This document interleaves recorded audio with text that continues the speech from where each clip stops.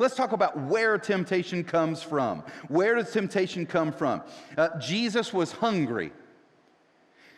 Temptation comes from the human condition. It just comes from the fact that you are exactly human-sized and you deal with all the human stuff. You have appetites, you have weaknesses.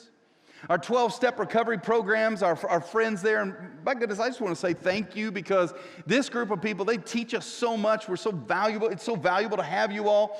One of the things that they talk about is HALT. It's an acronym, HALT. When you are hungry, angry, lonely, or tired, HALT. Because when you are one of those things, you are very susceptible to the temptation. Does that make sense to you? Of course it does. When I'm hungry, when I'm angry, when I'm lonely, or when I'm tired, I'm susceptible to those things. Now, what we need to do is understand that we're just human beings. We're just human. The appetite is not bad. It's what we need to do to satisfy that appetite. Let me tell you what I'm talking about. If you get angry, guess what? That's not a sin. Even the Bible says it. It's not angry to be a sin. God gets angry. It's not a sin to be angry. It's what you do with that. And what you need to do is satisfy that anger, that appetite for release, that stress release. You need to satisfy that in the right way.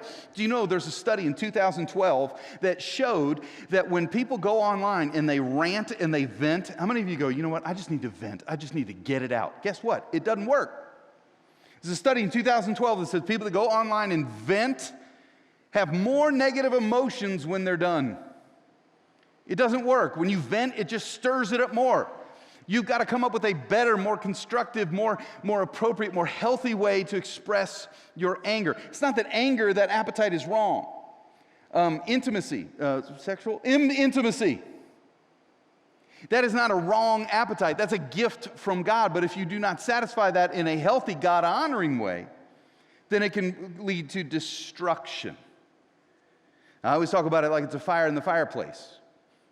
Like sexual intimacy is supposed to be in the context of marriage. It's a fire in the fireplace. If it's in the fireplace, it warms the house. It's a wonderful thing. But if it goes outside the marriage, goes outside the fireplace, it'll burn down the house. Does that make sense? That's another whole message, but we got to move on. Be careful how you take that human condition and satisfy it.